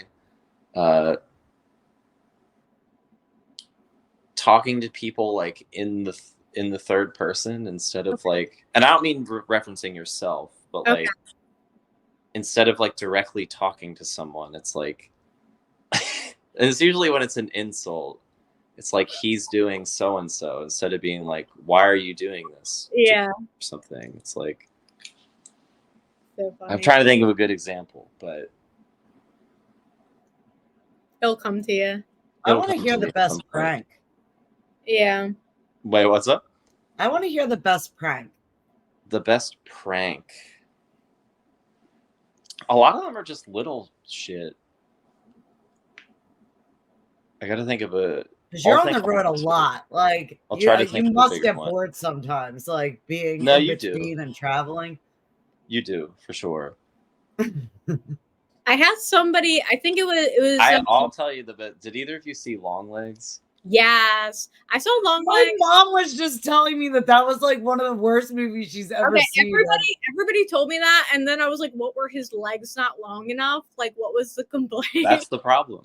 Like, I truthfully didn't like it that much. I saw it, and I was like, I did see it, and I was like, oh, I guess they were right. Like, his legs weren't long enough. They're not. They're not.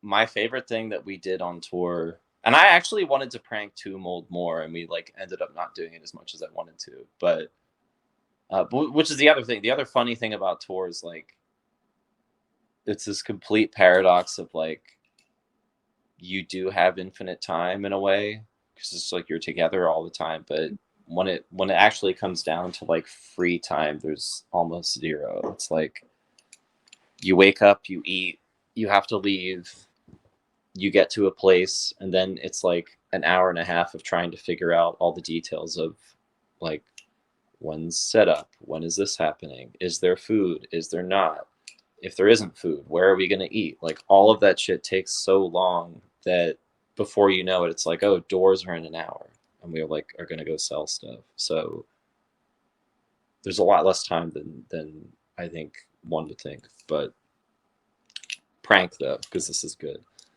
After we saw Long Legs, we all saw it together, like both bands in the theater. We had an off night, so it was really fun. And when we got home, Alex, who could draw pretty well too, like painstakingly copied the alphabet, like the Long Legs alphabet, and like we basically like wrote Tumult a Long Legs letter, like, you know, like the murderer like leaves the things at the scene of the crime, right, and slipped it under their hotel room door at like 2 a.m. for them to find the next morning. But it was like, and it doesn't sound like much, but it was done with such fidelity that it was like shocking. It looked so perfect. It's one of those things that you're like, why did you have time to do this? Yes. I love that. Those are my favorite. Yes. No, that was great. We all got like really into wearing bandanas on tour. I get really hyper focused on things like that. Like if I'm doing a prank and I'm going in, like I'm going all in and I'm putting like all of my thought and creativity into that. As you must. Those are the best ones. What is next for MJ? You have achieved so much and are one of my favorite musicians. Obviously, I'm the head of the fan club. Do you have any goals you have yet to achieve? I know you're flattering me too much here, but I know. goals yet to achieve. Yeah, last interview.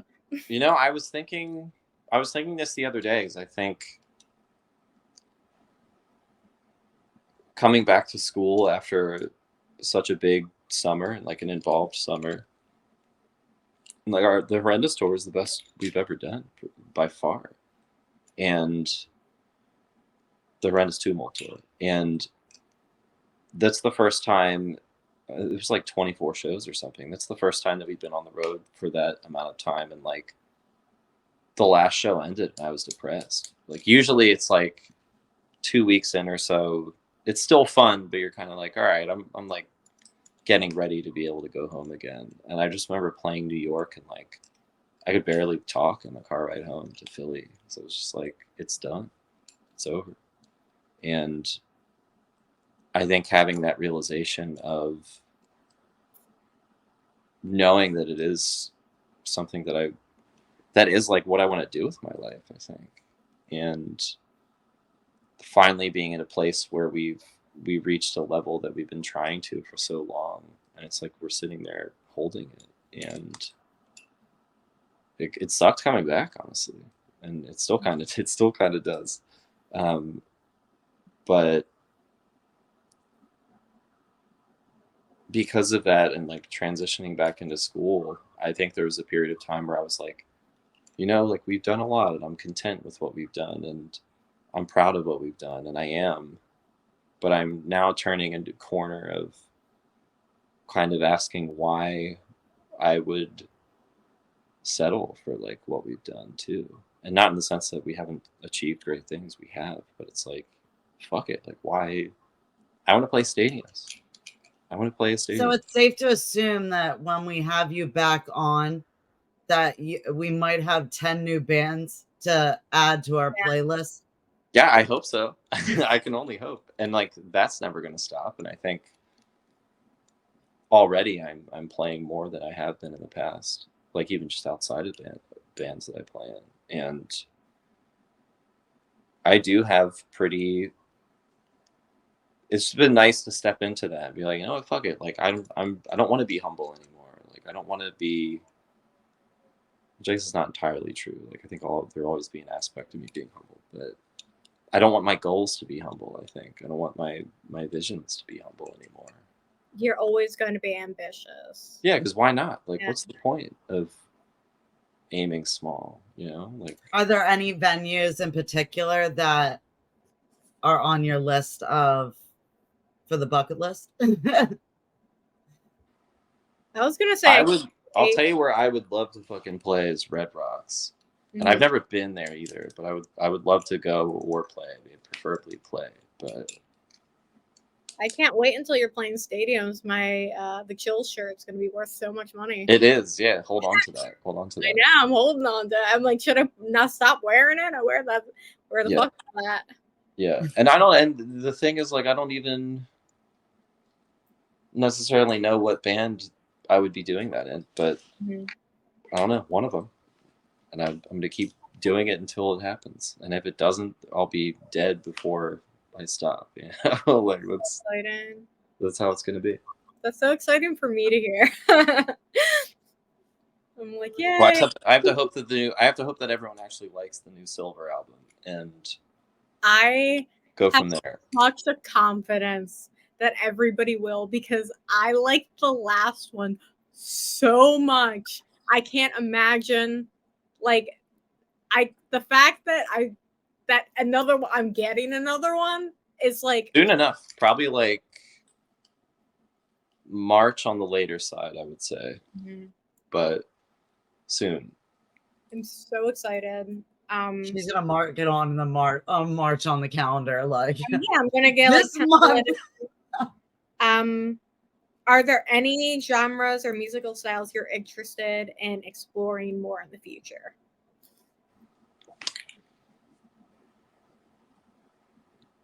Just in terms of like personal listening or like playing? Playing, like, are we gonna get like a jazz project? Are we gonna get a are we gonna get a stoner doom? Like what? Like Definitely not stoner doom. Not because I don't like it. I don't know. I would never play that, I don't think. I would love to do a jazzier type of project. I also don't really foresee myself doing that. I would love to just do like a straight up rock project, honestly. That'd be fun. And we've done it. I've done it. I've kind of like flirted with doing it with my brother and like my roommate and stuff like that. But I could easily see us doing that. Partly just too. Wait, what?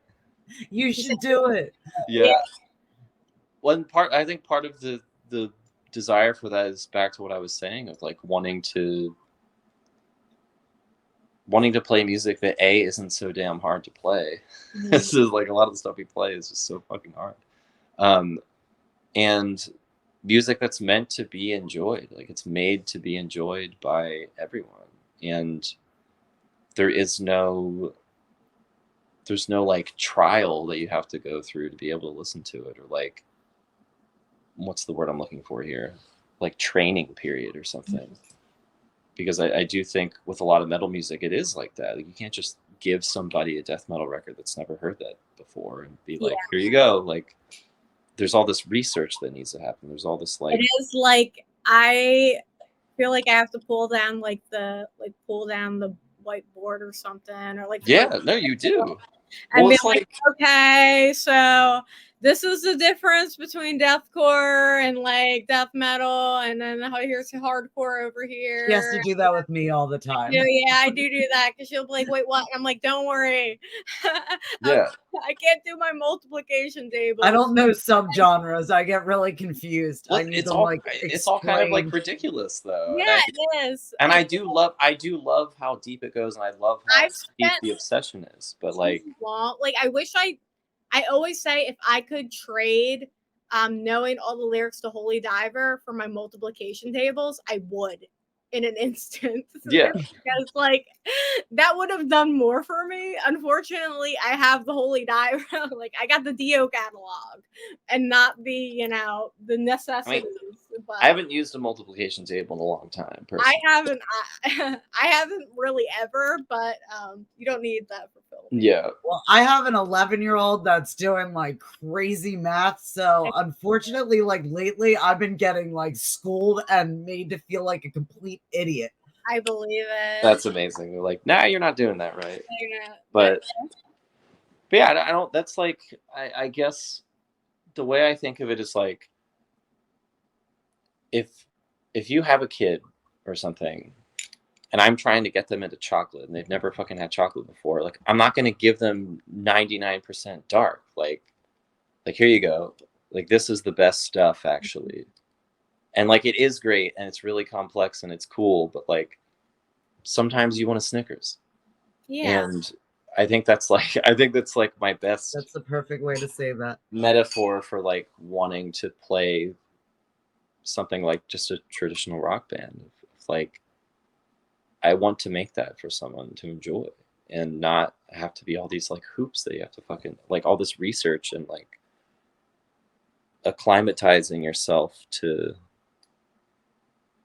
stuff that's hard, because it is like getting into this extreme music is so much work in terms of like building up your tolerance to it. Like I remember the first time I heard like a death growl or scream for the first time, I was like, what the fuck is this? Yeah. And it's not, most people don't hear that and they're just like, oh yeah, that's sick, like it's a period of and the word is like escaping me, but it's like building a tolerance almost. Yeah. And then the more you listen to the music, like the more it just sounds normal to you. I think that hard to remember those first days when you heard that and you're like, you start to like kind of scared, the nuances of it. Like at the same time, like it's really hard to explain because it's just like people are like, oh, what kind of music are you making? And like to explain grindcore or mince to somebody is just like, I'm like at work, I'm like, imagine if you took a bunch of blenders and you turned them all on at the same time and then had a toilet flushing in the background, and they're like, we are 60 some years old, we don't know what you're talking about. Yeah, like what the hell are you saying? Yeah, We always use grindcore as the example for that. You Because realize that. Like grindcore will makes always be the example for like that's what I'm doing. That's what I'm cooking. So It's the best go-to. it is it's the best go-to, and I love grind because there's a sense of humor, and I have a sense of humor. So, do you have any music recommendations for our viewers? What has been in rotation for you? What have you been listening to that you could recommend to our viewers?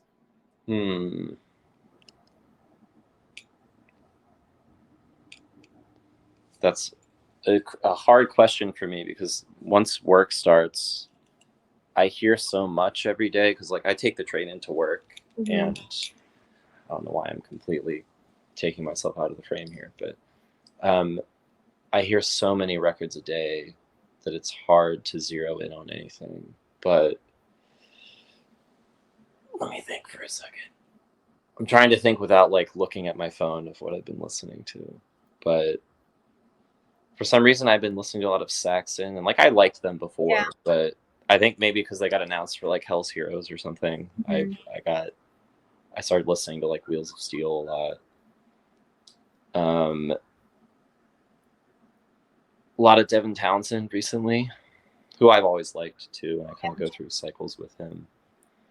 And for my more like ambient work mornings, I've been listening to a lot of Popol Vuh, which is like this krautrock adjacent band from like the 70s, but a lot of their stuff kind of became almost like, I don't know, atmospheric, cinematic-y sounding stuff.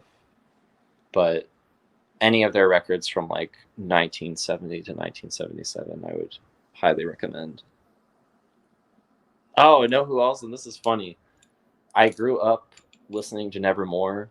Okay. And spent 10 years not listening to them on purpose, like thinking it was dumb or something. I don't know. And in the past year, 6 months to a year, I've gotten back into them in like a huge way again. I love when that happens, because like people are like, because it always comes back to like, I have a giant hymn back piece, and people are like, you really committed to that? And I'm like, I never fell out of it. Like, you know, full circle. Before we go, here are my music recommendations. Satan's new album, Songs in Crimson Rips. Listen to that. Mulder's new single, Busted Innards, is streaming and is come on their upcoming third album, Catastrophic Reconfiguration, out November 8th. Go listen to go listen to Crypt Sermon, go listen to Horrendous, go listen to The Silver. They're three of my favorite bands. They're probably going to all be, they will be my three most listened to bands this year. Just throw out one song. I don't know. You said it really fast. Just throw out one song of each that listeners, if they were gonna listen to, like go through and give one for each though of what song you would have them listen to first of each band. Okay. I'm partial to Heavy as the Crown of Bone for Crypt Sermon. I just love playing that song. For The Silver, I'd say Fallow, I think, is a good one to hear. Just kind of easy to get into, but encapsulates the band pretty well, at least that first record. And for Horrendous, I can't not say Chrysopoeia. I just love that song. It's Which so one? Perfect. It's called Chrysopoeia. So The Archaeology of Dawn. Yes.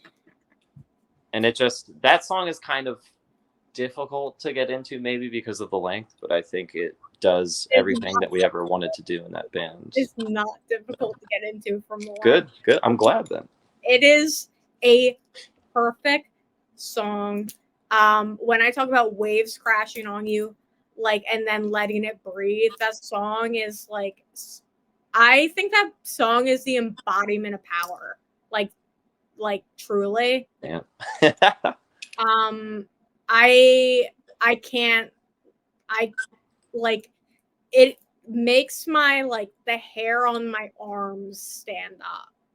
when I listen to that song. That's what it does to me. So that's all I got. That's all I gotta say. That's like you got to cool it down.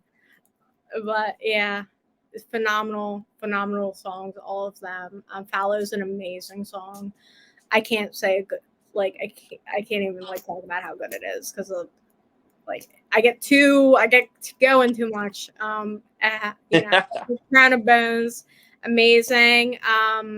Glimmers in the Underworld is phenomenal too. I would definitely recommend that. A great opening track. When I sung every lyric to this album when you guys played it, and I was like, my friends were like laughing at me, and I was like, oh. I love to hear it though. So good. So thank you so much for joining us. This was one more second. Okay. MJ, I'm sorry to put you on the spot, but this will mean the world to Jesse. I have to ask before we get off, knowing that you do karaoke, is there any way we could get you to sing Happy Birthday to Jesse? Oh my God. I can't. I will be horribly embarrassed, but I can do it though. I'm probably going to be more embarrassed than you. No. All right. Well, you have to do it with me then. Okay. I'm bad at singing, so I'll try. We'll 1, 2, 3. Happy birthday to you. Happy birthday to you. Happy birthday, dear Jesse. Happy birthday to you. Thank you. When it was the actual day of the show, right? It was the day after the show, and so everybody said, "What do you want for your birthday?" And I said, "I want Horrendous," and that's what I got. And it happened, and then I forgot to shout it out on stage. I know. I was only upset for like 5 seconds. I was like, no, but I was just so happy to see you play, and I never thought I would meet you because I've gone out of my way not to. For so long. Which I laughed about, but I know. Here's our real backstory, Allie. I saw MJ, and I said I never want to meet that person because I was like, that was too much for me. Seeing that the 10-year anniversary of the Chills show, and I'm not super nervous, but if I'm super impressed by somebody, I'll be. I was about to say, Jesse's like usually like the most like punk rock person I know as far as like cool, calm, and collect. Like, I actually saw a little bit of nervousness from you. I know. I usually don't get nervous ever. It's really like it was refreshing because I get nervous sometimes.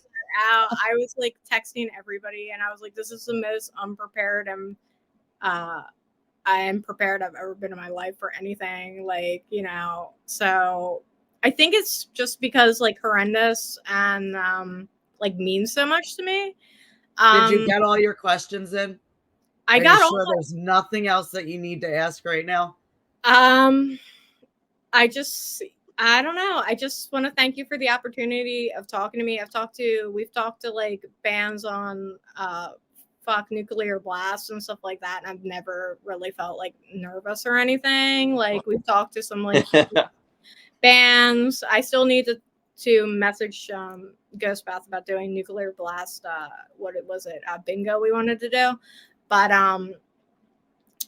I think that I was particularly so nervous about this because Horrendous is probably goes like him and then Horrendous pretty much. For me, that's good company right there. Wow. That is good company, and I think that show, that Decibel show, for me was a marker personally that I saw music so good that I was never gonna stay in and miss bands. People always say, Jess, you go out 24/7. You're always at shows. You're like blah, blah, blah. How do you have money? How can you still hear shit? But I think that seeing you play, that show made me want to go out, and I haven't gone back. Wow, damn. Like, I'm like completely like sincere about that. And that's why I was so nervous, is because your music inspired me to, I like told people, I was like, I'm nervous for this because I wouldn't be doing music journalism if it hadn't been for that Horrendous show. Probably, I don't think I'd be doing this. I don't think I would be doing a lot of the things that I would be doing if it hadn't been for that Horrendous show. I wouldn't have made a lot of the friends that I've made because I've been out so much. I've accrued so many friends. Yeah. So I think that like I have you personally to thank for a lot of that. So that's, I think, why I was so nervous for tonight. Wow, thank you. It means a lot to me as a band. You know, I think. Thank you for making Jessie happy. Yeah, of course. Favorite people in the whole world. I mean, I'm really glad that. I don't know. I mean, I'm humbled to hear that. That's amazing. And I think in a way that's like the mission of the band. And it makes me feel like we were truly successful in that, because at its core, like all the band's lyrics are basically about kind of being radically you, I think, being radically yourself and doing exactly what you want to do despite everything, despite people, despite the world, despite the gods, I don't know, everything. And I don't know, I think there's something special about you living out the philosophy of it, because that's what it is. The band is about that, I think. So it was nothing less than fate. Yeah. And thank you so much for coming on and taking the time. And we will surely be reaching out to you again. And as your stuff comes out, Jessie will probably know, but make sure that you let me know, and I'll post it on my pages too. All right, will do. Thanks for having me, y'all. Thank you so much for coming on. Bye. Oh my God, it was so awesome to finally I know get to meet him and like see what, I mean, you get so excited when you talk about Horrendous. I mean, any of your bands that you represent, I'm like, that was fun. I was like actually sweating during that. I was very nervous for that, and like you said, I usually don't get very nervous, so this was like a crazy. It's cool. Your smile when you realized that I was asking him to sing Happy Birthday, and I took one for the team because I'm the worst singer. I know you did. I was like trying to let him like. I know. Get some in there, so I wasn't like totally killing it, but whatever. Oh, well, I appreciate you, Allie, so much for asking that. And to all our viewers, this was a really special episode for me because I fucking love Horrendous. Like I said, I probably wouldn't be doing a lot of this without if I didn't see that show. And I'm sure there is a show for every single one of us where we really were like, damn, I love live music. And that was the show for me. So to all our viewers, like, comment, subscribe, follow Horrendous. And just remember, it doesn't stop there. We're still celebrating Jesse's. We have more coming. Oh, yeah. We're really doing a whole lot. And you guys are going to be really excited for our next episode also. So we'll see you all, guys. Bye. Bye.